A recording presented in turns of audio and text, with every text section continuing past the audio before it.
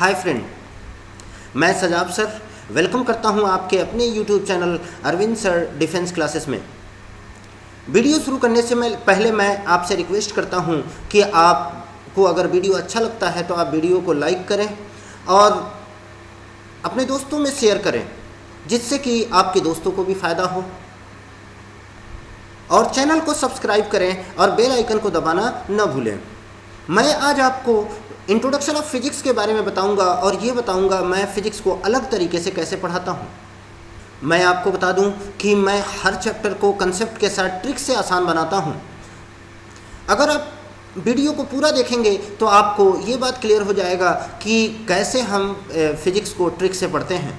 अब मैं आपको क्वेश्चन के साथ कुछ एग्जाम्पल बताता हूँ, जिससे कि आपको क्लियर हो जाए कि कैसे हम लोग को पढ़ना है, कैसे मैं पढ़ाऊँगा आपको।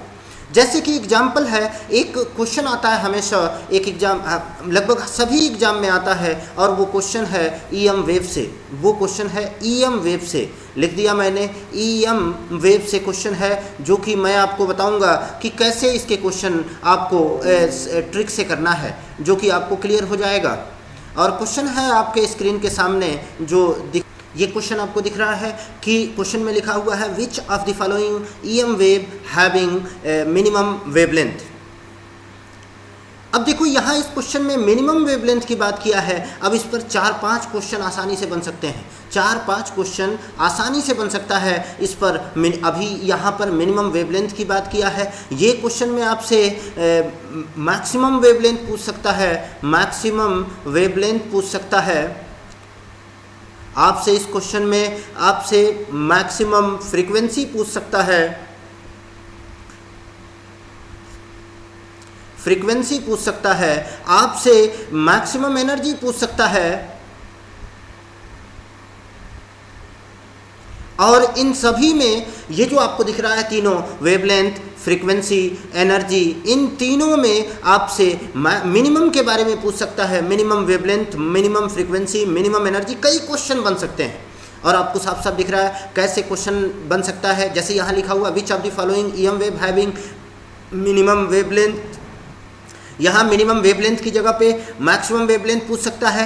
Which of the following EM wave having maximum wavelength. इस तरीके से जितने क्वेश्चन यहाँ दिख रहा है आपको, उतने क्वेश्चन यहाँ बनाया जा सकता है। अब मैं आपको इसका सलूशन बताता हूँ। सलूशन बताने के लिए सबसे पहले मैं आपको ट्रिक बताता हूँ, ट्रिक से कैसे हम लोग इसका सलूशन देखेंगे। तो ट्रिक है आपका, मैं यहाँ लिखता हूँ ट्रिक।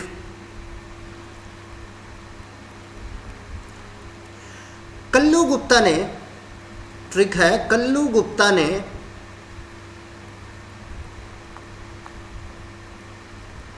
एक्सरे उठाया भी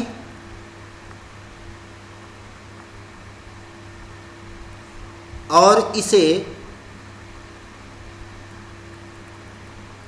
मारा भी। अब यहाँ देखो आपको साफ साफ ट्रिक दिख रहा है, कल्लू गुप्ता ने एक्सरे उठाया भी और इसे मारा भी। इसे आपको याद करके रखना है। और ये अब वो चीज़ तो याद करना जरूरी बनता है जिससे कि कई क्वेश्चन बन सकते हैं। तो ये ट्रिक याद रखोगे और ये लगभग हर एग्जाम में आपको एक क्वेश्चन किसी न किसी सेट में इस ट्रिक पर मिल जाता है। अब मैं आपको बताता हूँ कि ये ट्रिक काम कैसे करता है, इस क्वेश्चन के लिए कैसे ये ट्रिक यूजफुल है। तो देखिए ध्यान से।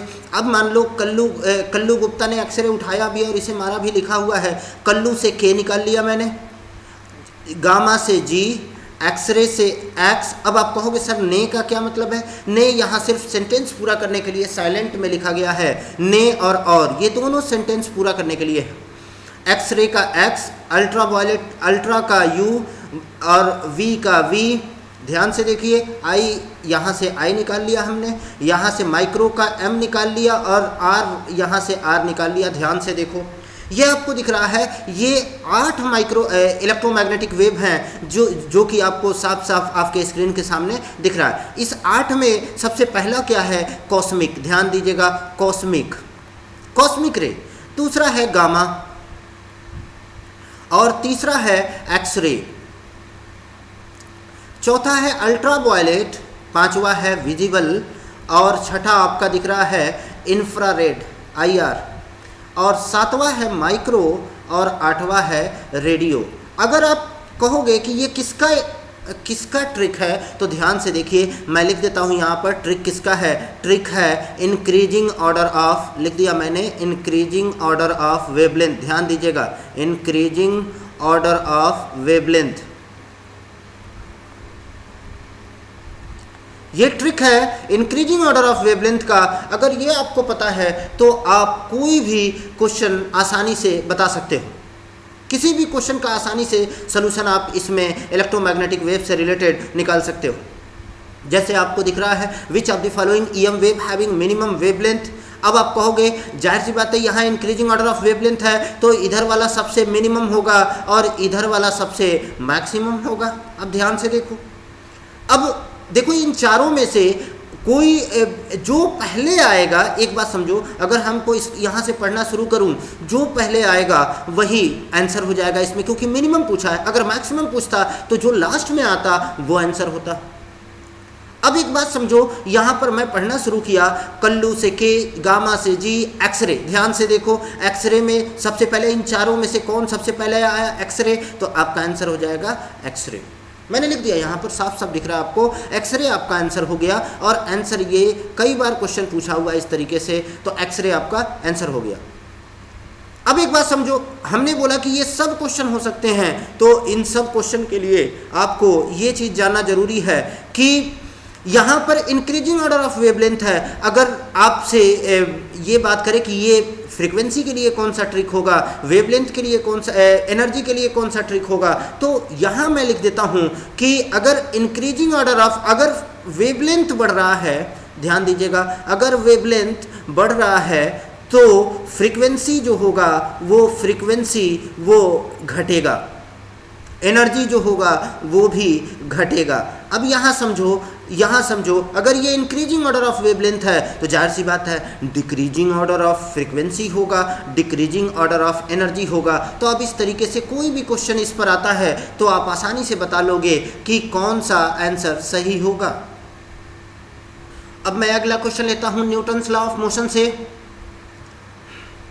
ये आपको क्वेश्चन दिख रहा है न्यूटन्स लॉ ऑफ मोशन से, जो कि आपके स्क्रीन पर है।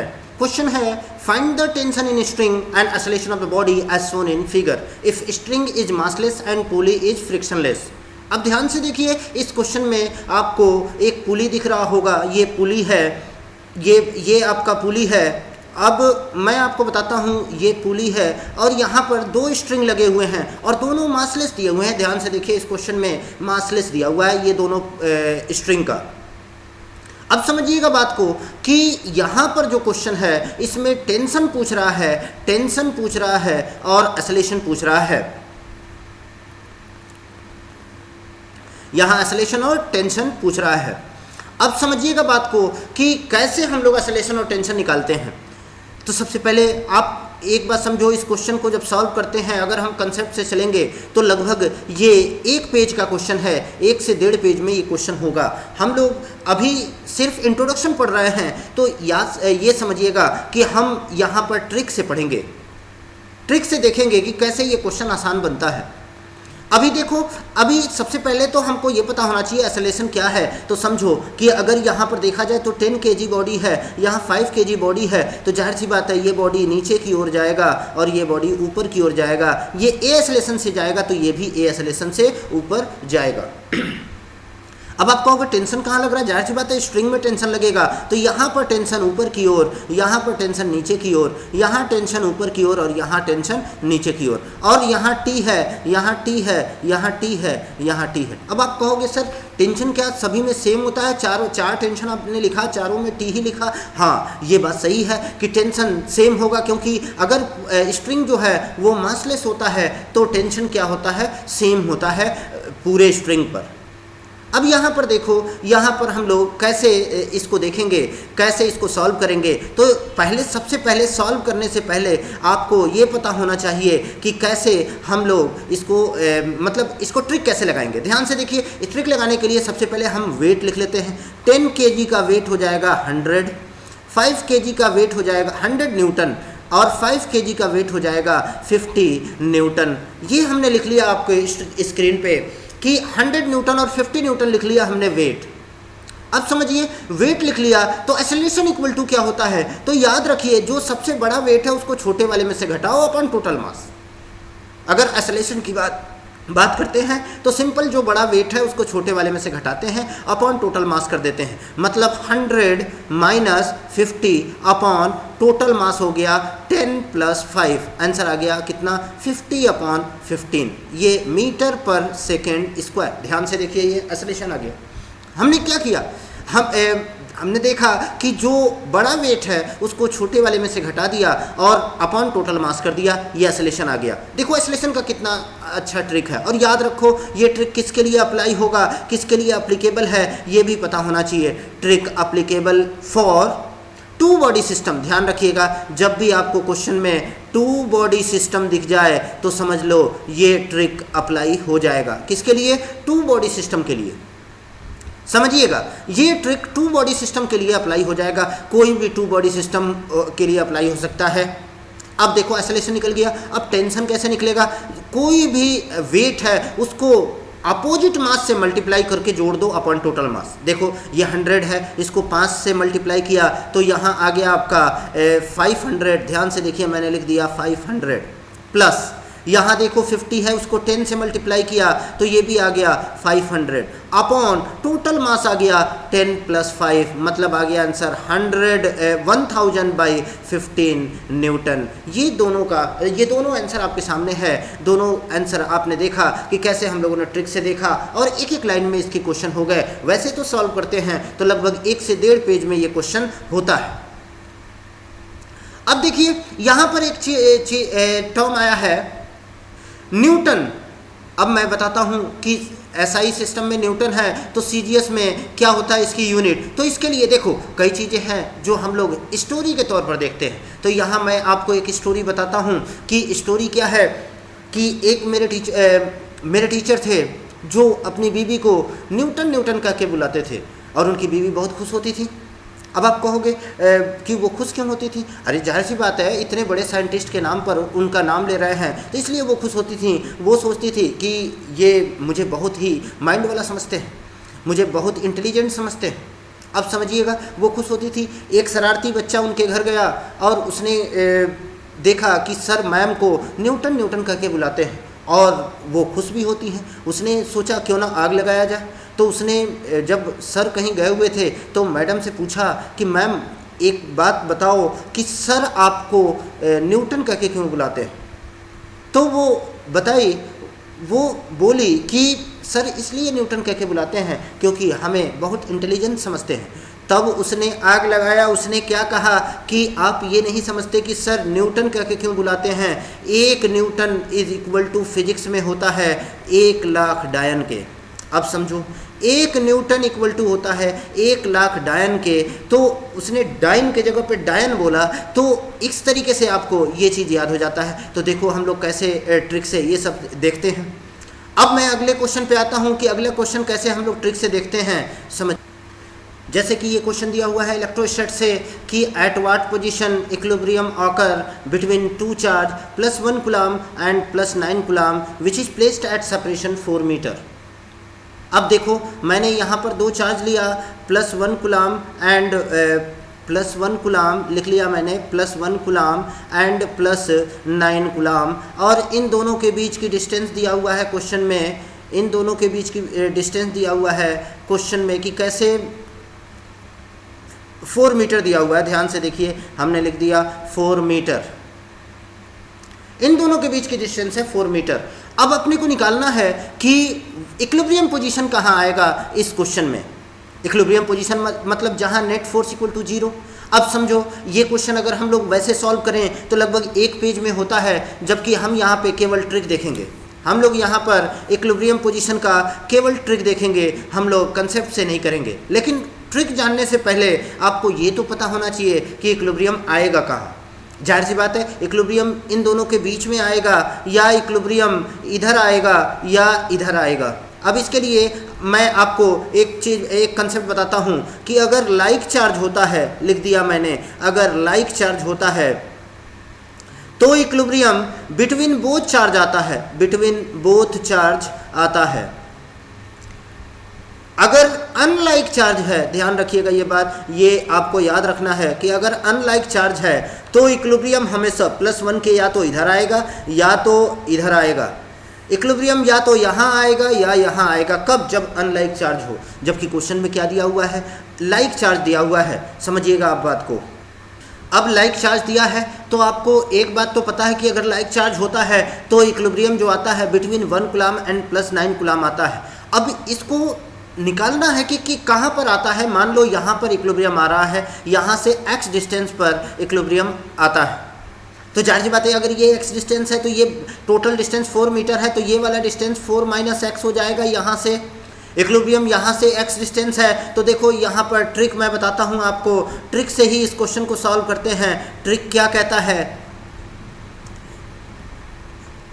ट्रिक कहता है कि जो भी चार्ज दे उसका रूट करके अपन उसकी डिस्टेंस कर देते हैं और दोनों में ऐसा ही करके इक्वल कर देते हैं। देखो +1 है, +1 का रूट किया हमने, √1 अपॉन उसकी डिस्टेंस है x, इक्विलिब्रियम से लिख दिया मैंने, इक्वल टू, और यहाँ +9 है तो उसका रूट किया मैंने तो √9 आ गया और उसकी डिस्टेंस मैंने कर दिया 4 - x। अब इसको सॉल्व किया और जो भी आंसर आया x का वही इक्विलिब्रियम पोजीशन आपका वहीं पर आएगा। अब देखो इसको सॉल्व किया मैंने, √1 का 1 आ गया, x का x इज इक्वल टू 9 का 3 हो जाएगा रूट अपॉन 4 - x। अब देखो ये क्रॉस मल्टीप्लाई किया तो ये इसे सॉल्व करने के बाद x की वैल्यू जो आया वो 1 मीटर आएगा। ध्यान से देखो, सॉल्व करोगे तो इसे आएगा x इक्वल टू 1 मीटर। तो ये 1 मीटर कहाँ से होगा? ये 1 मीटर होगा 1 कूलम चार्ज से 1 मीटर की डिस्टेंस पर। यहाँ नेट फोर्स जो होगा वो 0 आएगा, नेट फोर्स जो होगा वो 0 आएगा। ये क्वेश्चन आपका इलेक्ट्रोस्टैट से एक क्वेश्चन जो कि मैंने आपको दिखाया कि इलेक्ट्रोस्टैट में कैसे ट्रिक लगाते हैं और इस तरीके से आप बता सकते हो कि ये क्वेश्चन कैसे ट्रिक से होता है। अब मैं आपको बताता हूँ कि कुछ फार्मूले हैं जो ट्रिक से याद होते हैं, क्योंकि वो फार्मूले इतने कंफ्यूजिंग हैं कि उसको अगर हम लोग कंसेप्ट से याद करेंगे तो वो याद ही नहीं होंगे, अभी याद होगा और थोड़े देर बाद या कल तक भूल जाएगा। जैसे उसमें से एक फार्मूला है मोमेंट ऑफ इनर्शिया का। सबसे पहले तो यहाँ आपको ये बात पता होना चाहिए कि मोमेंट ऑफ इनर्शिया जो है वो उसका मेन फार्मूला क्या होता है। मोमेंट ऑफ इनर्शिया का मेन फार्मूला होता है समेशन mr²।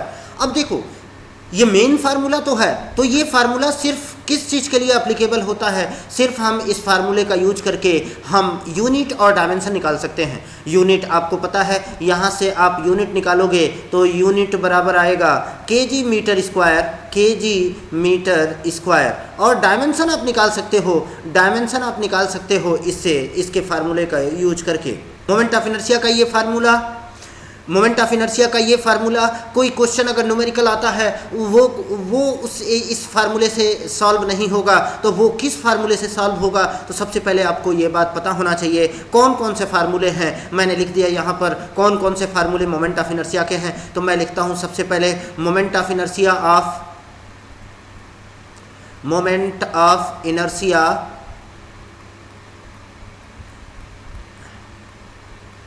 Of rod. ध्यान से देखिए, रॉड का मोमेंट ऑफ इनर्शिया मैंने लिख दिया ml²/12।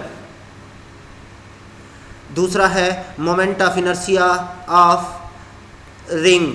ध्यान से देखिएगा, moment of inertia of ring होता है mr²। अगला फार्मूला लिखा moment of inertia of disc. Disc का मोमेंट ऑफ इनर्शिया होता है mr²/2। Moment of inertia of solid sphere, moment of inertia of solid sphere होता है 2/5 mr²। Moment of inertia of hollow sphere, moment of inertia of hollow sphere क्या होता है 2/3 mr²। अब ध्यान दीजिएगा कि मोमेंट ऑफ इनर्शिया के अलग अलग फार्मूले जो कि आपको साफ साफ दिख रहे हैं, उसको हम लोग कैसे याद करें। इतने फार्मूले हैं कि वो कन्फ्यूजन क्रिएट करेंगे। तो इसको याद करने के लिए मैं आसान तरीका आपको बताता हूँ। एक ट्रिक आपको जानना होता है यहाँ पर याद करने के लिए, जो कि मैं यहाँ लिख रहा हूँ। और वो ट्रिक क्या है समझिएगा आप। ट्रिक क्या है? ट्रिक है मोमेंट ऑफ इनर्शिया के फार्मूले याद करने के लिए। मैं लिखता हूँ दीपिका सलमान, ध्यान दीजिएगा मैं लिख रहा हूँ, थोड़ा फ़नी होता है, जाहिर सी बात है कोई भी ट्रिक फ़नी ही होता है। दीपिका सलमान रियली हैं राजी, सलमान रियली हैं राजी, समझिएगा ये ट्रिक है, रियली हैं राजी। दीपिका सलमान रियली हैं राजी। अब यहाँ से दीपिका से डी निकाल लिया, सलमान से एस, आर रियली से आर, है से एच और राजी से आर। अब समझिएगा ये डी फॉर है, डी फॉर क्या है, डी फॉर डिस्क, समझिएगा यहाँ लिख दिया मैंने डिस्क। एस फॉर है सॉलिड स्फीयर, लिख दिया मैंने सॉलिड स्फीयर। आर फॉर है रिंग, लिख दिया ring. H for hollow sphere, hollow sphere लिख दिया मैंने हॉलो स्फीयर। और आर फॉर रॉड, ये लिख दिया मैंने रॉड। अब ये सभी शेप लिख दिया मैंने एक लाइन में। आपने देखा दीपिका सलमान रियली हैं राजी से ये एक लाइन में ये शेप सभी के आ गए। D for disc, S for solid sphere, R for ring, H for hollow sphere, R for rod. ये आपके साफ साफ स्क्रीन पर दिख रहा है। अब इसका मैं ट्रिक बनाता हूँ, ध्यान से देखिए। मैंने ये लाइन बना दिया। अब देखो ट्रिक बनाने के लिए एक चीज़ यहाँ लिखा मैंने 6 5 4 3 2 1। ये तो आसान है, आप आसानी से समझ सकते हो कि 6 से स्टार्ट किया, 6 5 4 3 2 1 कर दिया हमने। देखिए 6 5 4 3 2 1 कर दिया। अब ऊपर बस एक चीज़ याद रखना है कि ऊपर यहाँ 32 42 याद रखना है। क्या याद रखना है? 32 42, मतलब यहाँ 3 2 4 2, ये बन गया आपका, ये 32 42 लिख दिया। अब देखो जो मोमेंट ऑफ इनर्शिया का जो मेन फार्मूला था आपने पहले देखा था एम आर स्क्वायर, और जहाँ जहाँ रेडियस है वहाँ एम आर स्क्वायर, और जहाँ जहाँ लेंथ है वहाँ एम एल स्क्वायर लिख देंगे। तो लगभग सभी में एम आर स्क्वायर होता है, बस एक को छोड़ के एम आर स्क्वायर, और यहाँ पर एक को ये है एम एल स्क्वायर। ये ध्यान से देखिए, आपका मोमेंट ऑफ इनर्शिया का फार्मूला तैयार हो गया। यहाँ देखो डिस्क के लिए हमने अभी बताया था, देखिएगा मैंने अभी बताया था कि डिस्क के लिए होता है, डिस्क के लिए एम आर स्क्वायर बाई 2। तो देखो यहाँ से एम आर स्क्वायर बाई 2, यहाँ से देखो 3 से 6 कटेगा तो एम आर स्क्वायर बाई 2 आ गया। और यहाँ पर सॉलिड स्फीयर का देखो 2/5 एम आर स्क्वायर, तो यहाँ देखो साफ साफ दिख रहा है 2/5 एम आर स्क्वायर। यहाँ देखो रिंग का देखो, रिंग का ऊपर दिख रहा है आपको एम आर स्क्वायर, यहाँ देखो ध्यान से एम आर स्क्वायर, यहाँ 4 से 4 कट गया एम आर स्क्वायर। इस तरीके से पूरा आपका फार्मूला तैयार हो गया। आपने कैसे देखा, अब मैं आपको एक अलग स्क्रीन पर बनाकर दिखाता हूँ। देखो मैंने लिखा, अब यहाँ पर लिखा आपका दीपिका सलमान रियली हैं राजी। अब देखो इसको ट्रिक बनाया मैंने, जाहिर सी बात है यहाँ 6 5 4 3 2 1। अब एक चीज़ हमने बताया था क्या याद करने के लिए, 32 42। अब ध्यान से देखिए, जहाँ रेडियस है वहाँ एम आर स्क्वायर, और जहाँ लेंथ है वहाँ एम एल स्क्वायर लिख दिया मैंने। एम आर स्क्वायर और यहाँ आ गया एम एल स्क्वायर। ध्यान से देखिए ये फार्मूला बनके तैयार हो गया। अब मैं आगे आपको बताता हूँ, मैं आपको स्केलर और वेक्टर के बारे में बताता हूँ कि स्केलर और वेक्टर को, कई स्केलर और वेक्टर क्वांटिटी को हम लोग ट्रिक से कैसे याद रखते हैं। अब स्केलर क्वांटिटी यहाँ लिखते हैं, स्केलर क्वांटिटी ध्यान से देखिएगा, स्केलर क्वांटिटी है। स्केलर क्वांटिटी क्या है, इसको हम लोग ट्रिक से कैसे देखेंगे। स्केलर क्वांटिटी, कई स्केलर क्वांटिटी को हम लोग ट्रिक से याद कर लेते हैं। देखो अगर देखा जाए तो स्केलर क्वांटिटी को कैसे आप लोग ट्रिक से याद रखोगे, तो देखो मैं लिखता हूँ यहाँ पर CM ने सीड्स लगाए। ध्यान से देखिएगा, सीड लगाया। यहाँ पर आपके सामने ट्रिक है, CM ने सीड लगाया। अब समझिएगा, C for charge, C for है चार्ज, M फॉर मास आ गया, S for speed, E for energy, E for electric current, और D फॉर डिस्टेंस या डेंसिटी। ध्यान से देखिए ये ट्रिक आ गया आपके डिस्टेंस या डेंसिटी। अब ध्यान से देखिए, स्केलर क्वांटिटी के कई स्केलर क्वांटिटी इस ट्रिक में इंपॉर्टेंट क्वांटिटी आ गए, लेकिन एक बात समझो कि स्केलर क्वांटिटी लगभग लाखों हैं। अब क्या सभी को ट्रिक में तो नहीं लाया सकता, कुछ इंपॉर्टेंट क्वांटिटी को मैं यहाँ पर ला के दिखा दिया। अब वैसे ही वेक्टर क्वांटिटी का मैं आपको ट्रिक बताता हूँ। वेक्टर क्वांटिटी का ट्रिक कैसे देखोगे आप? वेक्टर क्वांटिटी का wait for velocity, wait for velocity,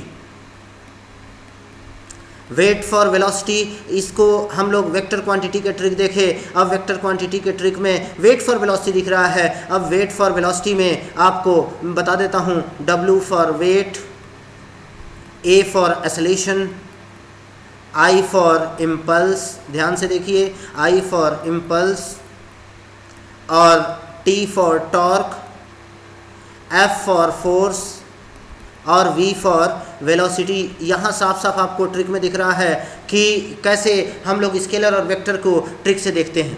इसी तरीके से और भी चैप्टर आ जाते हैं। इसी तरीके से कई चैप्टर ऐसे हैं जो केवल और केवल ट्रिक पर समाप्त हो जाते हैं। जैसे एग्जाम्पल है मोशन अंडर ग्रेविटी का। मोशन अंडर ग्रेविटी एक ऐसा चैप्टर है, और देखो मैं एक चैप्टर बताया तो इसका मतलब ये नहीं हुआ कि एक ही चैप्टर है। कई चैप्टर जो केवल ट्रिक पर समाप्त हो जाते हैं, तो मोशन अंडर ग्रेविटी पूरा ट्रिक पर समाप्त हो जाता है। और कई चैप्टर हैं जो कहानियों के तौर पर समाप्त होते हैं, जैसे कि आप लोग स्ट्रक्चर ऑफ एटम वाला चैप्टर देखोगे तो वो केवल और केवल कहानियों पर समाप्त हो जाएगा। पूरा का पूरा स्ट्रक्चर ऑफ एटम कहानियों पर शुरू होता है कि कहाँ से ओरिजिनेशन हुआ था स्ट्रक्चर का, एटम का कहाँ से ओरिजिनेशन हुआ, कौन सा चार्ज पहले आया, कैसे चार्ज का मतलब कि खोज हुआ। तो एक बात समझो, मैं तो जब शुरुआत करता हूँ एटॉमिक स्ट्रक्चर तो सबसे पहले यही बता देता हूँ स्ट्रक्चर ऑफ एटम में कि ये समझ लो कि अभी किसी भी पार्टिकल की खोज नहीं हुई। अब जैसे आप इमेज फॉर्मेशन की बात करो ऑप्टिक्स में, तो ऑप्टिक्स में भी इमेज फॉर्मेशन आप लोग इमेज बना देखते हो कि और याद करते हो कि इमेज कैसे बनाते हैं। लेकिन आप लोग जब मैं बताता हूं तो एक बात समझ लो कि मैं एक ट्रिक बताता हूं जिससे इमेज बनाने का, इमेज कैसा बनेगा, इमेज का नेचर कैसा होगा, इमेज का पोजीशन कैसा होगा, ये सब आपको पता चल जाता है उसी ट्रिक से। तो इस तरीके से मैं आज की वीडियो यहीं समाप्त करता हूँ। जय हिंद, जय भारत।